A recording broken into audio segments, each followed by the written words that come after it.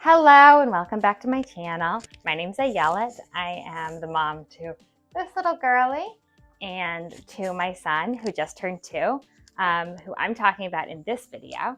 So on this account, I share about Montessori at home, respectful parenting, just our Montessori life and our family. So as I said, I have a son who just turned 2 and a daughter who is 2 months old. And today I'm talking about what my son has been playing with in the last few months, from when he was 21 months to 24 months. So if you've been here before or you've been here a while, I previously shared these on a monthly basis, but I decided to switch, so partly because it just wasn't sustainable, and partly because, which I'll get into, the content-wise. I decided to switch to doing this on a 3-month basis. So in this video, I'm talking about what my son has been doing and learning from 21 to 24 months. So I found the 3-month basis just sort of allowed me to show more of a progression and to discuss more of how these developments happened instead of just going a snapshot of this exact month. And of course, also every child's different, and so having a bit more broad might give you a bit more of an idea if your kid's somewhere here, somewhere there, etc. We've been working on several different things these past 3 months, and I'm going to cover them. So I'm going to talk about color matching, matching in general, and language work surrounding that, about fine motor skills, and about puzzles. Those are sort of the different topics that we've been really playing with toys around and that I'm going to focus on. These past few months, he got really into shape sorting. So I've introduced shape sorters many, many times, and he's played with them before. But this one he loved. And I think part of that is that it's a blue dump truck, and he loved the blue dump truck, and that was so fun. I think part of it was, I think at times I'd introduce it and it'd be a bit frustrating, a bit challenging, and now it's pretty easy for him. But it is pretty easy for him now. But he still enjoys it a lot, and he still does that every single day. So that one's been out quite a bit. So puzzles were an interesting one because my son really had not been interested in puzzles. Last time he'd been interested in this sort of nesting puzzle, and we introduced one of those again at 21 months, another new type of nesting puzzle. And he really liked that one. What I think got him kind of into puzzles was that we got him a vehicle puzzle. And this was a puzzle he got as a gift these holidays. And this vehicle puzzle, he's really into vehicles, and he was into talking about it, and he loved this puzzle, and he still loves it. It's been on his shelf now for over 3 months because he's obsessed with it. He loves this puzzle so much, and he does it every single day. By introducing this puzzle that was something that he was really interested in, these vehicles, he really started becoming more interested in other puzzles as well. So I brought back a puzzle that I had introduced a long time ago. It was this vegetable puzzle. That one I discovered something really interesting, that he could not do it right side up. When I flipped it over, he was able to do it. Interesting observation, and I actually talked to some other people who had the same experience with this puzzle. So super interesting. So that one we flipped over, and once he had it flipped over, he got really into it, and he really enjoyed that. And he started to really enjoy more of these puzzles. After I had introduced him back to that puzzle and we discovered he was enjoying it, I started introducing a lot more puzzles. So the shape puzzle was one that he's been really enjoying. He's enjoying in general, as I've mentioned, the shape sorter. So this is something that he's been enjoying as well, as a shape discrimination puzzle. And that's just another type of puzzle that you can try. Those pincer grasp puzzles that are where you're putting the different pieces, multi-piece puzzles. We started introducing more of those, and he became quite competent on those. And so then what I did is I put them all in a basket, all of these different pincer grasp puzzles in a basket, and all the pieces, mix them all up, and put the puzzles around the table. And that was such a fun activity, this puzzle mix up. And it was a really great way to extend the life of these puzzles that had become easy for him, and to just, give him something else to work on. So the other sort of puzzles we started to introduce were jigsaw type puzzles. We had this blocky jigsaw puzzle, and we introduced that. And honestly, this one was quite challenging. He was able to do it, and he did it, and then he sort of got a bit, so you get frustrated at times because it's definitely a challenging puzzle, partially because both of them flip over and it shows color on both sides. So it's hard to sometimes know which one, it's kind of a double puzzle because you're having to make sure that it's flipped the right direction. Unlike some other jigsaws where, there's a picture on only one side.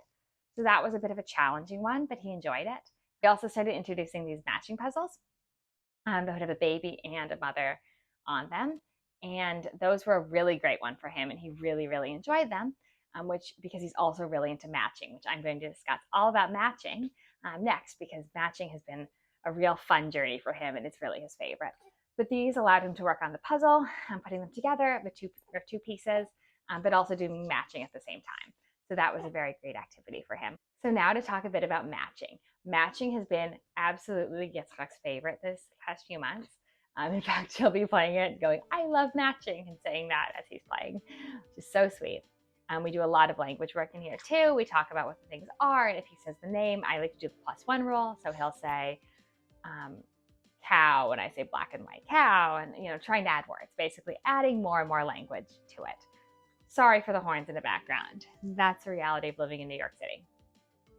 So anyway, I like to add words. We do a lot of language with that. He's been loving these matching. And so a bit about the progression of the matching is we started with object to picture matching. So there would be a simple picture of the object, sort of, a picture of a cow and a cow statue, a cow figurine. So there's matching the figurine to the picture. And so that's where we started. You can start before that with matching two figurines. We didn't really do that, or matching two like objects. So children are going to understand, the concrete object before the picture, visual representation. So you can do sort of two matching of concrete objects. We didn't do that so much. I tried at one point and he wasn't really into it. So we sort of waited a bit. We did the picture to object to picture matching. So he loves object to picture matching. Once we introduced that, and we introduced that really around 18 months, and he started getting into it then. We started with my visual shopping list that I sell, but also with some fruits and vegetables and things like that, and some simple animals. We introduced those around 18 months. And over time, he's just gotten more and more interested in them. And so we've continued to do a lot of that, a lot of just all different animals. I have a deck of flashcards that he matches with different animals. It just has a large number of animal cards, which makes it really easy for me to just pull that out when I have some figurines of animals and just have him do that. So he absolutely loves that with animals. And then after we had done that, for a long time, he's been really loving it. I decided to introduce picture-to-picture matching. So picture-to-picture matching is a bit, more complicated, as you can guess, because as I mentioned, two objects is sort of the first one, and then object to picture, and picture to picture being more difficult because it is less concrete. So I started out, I just had these magnets and these flashcards. And again, with all of this picture stuff, you can always print them out online. Bless you. You can always print that out online. Bless you. I found it easier often, though, to just have this deck of flashcards and have the, use it that way. So we started out with some of the picture-to-picture matching, and he got really good at that as well, and really loved that. So we've been doing lots and lots of matching, and that's just been something that he has been loving these last few months, that he's been really loving. And that's a bit of the progression, that you're really starting with the more concrete objects, and then you're moving towards two pictures. And how similar the pictures are varies a bit. So I'll say, for example, just for an example, now he is 24 months now. He just turned 2, but now he can do sort of a picture like this with a figurine like this. But at the beginning, back at 21 months, I was really using more simple picture of a cow, picture of an elephant, and he was matching these animals. We'll be moving eventually towards picture-to-picture matching, and you would want two identical pictures at first, and then they can be more different. Now my son could match, a cartoon animal with a real animal, but that's something that came after, but learning the more identical matching. So those are all things that he's been really enjoying now. After that, we also started adding multiple animal figurines to one animal picture, and this became animal sorting. So he would be putting multiple figurines on the picture, and this is a little more complicated than the one-to-one correspondence of one picture to one picture or one figurine to one picture. So that was sort of the next level up, both matching and sorting with these figurines. In addition to the picture matching, he's also been interested in color matching these past few months. So that's something in my past video I also showed that he'd been interested in it then. He still continues to be interested in it now. So a bit about that progression. So on color matching, I've started with simple colors, just 3 simple colors for him to learn, and with one-to-one correspondence. So that would mean one object to one object. So for example, the pot people, where it's 1 pot per pig person. So then once they've mastered the one-to-one correspondence, which my son did during these last few months, then you can move on to multiple objects for the object. So for example, these bowls where you're matching multiple discs, that's sort of the next step up. It's not as simple as the one-to-one correspondence where you're just putting one pot person in one pot, but you really have multiple discs per bowl. So it's just color sorting versus color matching, I guess. So that's sort of the next step. And then after that, we introduced multiple objects that are different objects to the color.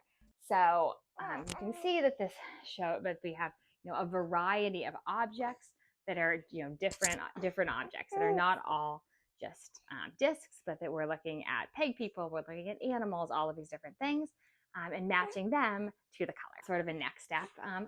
It's a bit more challenging. And here you're also going to you can start doing more complicated colors.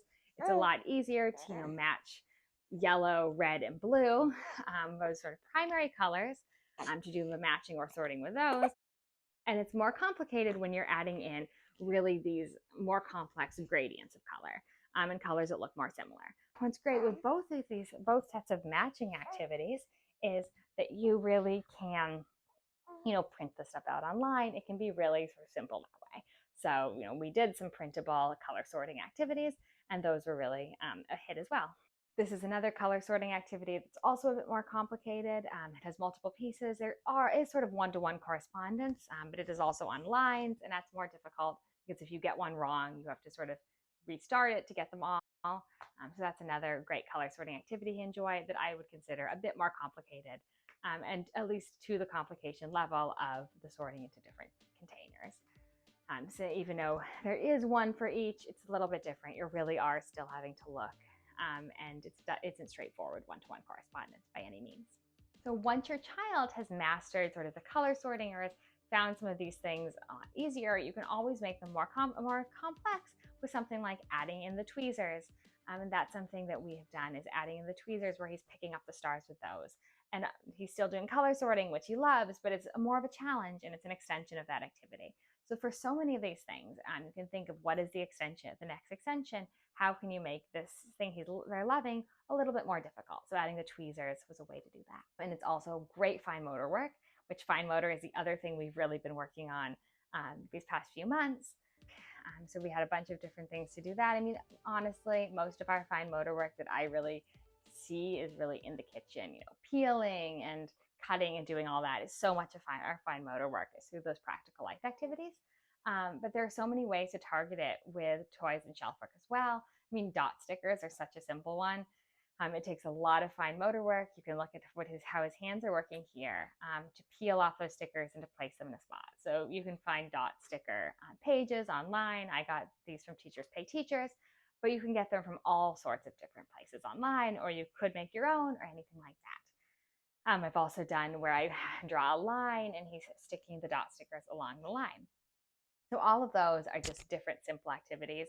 That's some great fine motor work. All of this is about the pincer grasp and really developing that those pre-writing skills that are there, because all of that fine motor work really develops the hand and gets it ready for writing. Which also those puzzles, all the puzzles that I've been calling pincer grasp puzzles that have little knobs, knobbed puzzles, I think of them as pincer grasp puzzles because that's really what they're working on with the knobs. So those are all great fine motor activities. So much of that happens in everyday life as well. But, these sticker activities and things like that can be great. So there's one more thing I really wanted to reiterate. When I was going back and watching this video, I realized I hadn't talked about this enough. So different day, different clothes, here and back. And that is that every child develops at their own pace. And of course, I've said that, and as is Montessori, it's so important to remember the Montessori philosophy. But I just want to reiterate that here because there are children who you will see color matching at 18 months and other children who are not doing that till well after 2. And both are totally normal. And it's just important to know that there is a wide range of what to be expected. And if your child isn't doing one of these things, that's totally fine. And I'm hoping that seeing these progressions gives you some understanding of where you can start, where you could start with some of these puzzles where you could start with matching activities and sort of where to build from there. So no matter what age your child is, if they're not in its age range or whatever, I hope that those progressions give some sort of guidance. And again, that every child is different and a child might learn a skill later or earlier, or they just might not be interested in something. My son was not interested in puzzles for a while and is now completely devouring them. So it's just a reiteration that Montessori is about following the child. And of course, if you feel like there's something going on, like of course, consult with an expert on that. And that's something that is important to get any help that your child might need. But it just to remember that all of this, these are huge ranges, and that if your child's not doing a certain thing or doing different things, that is totally fine. I'm just hoping to give ideas here. I'm hoping to show a bit of these progressions and just give guidance on what sort of to expect with skill building versus really ages.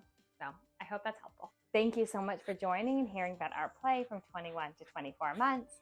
I'll be back soon to share about my daughter's play for her first 3 months, the newborn Montessori play.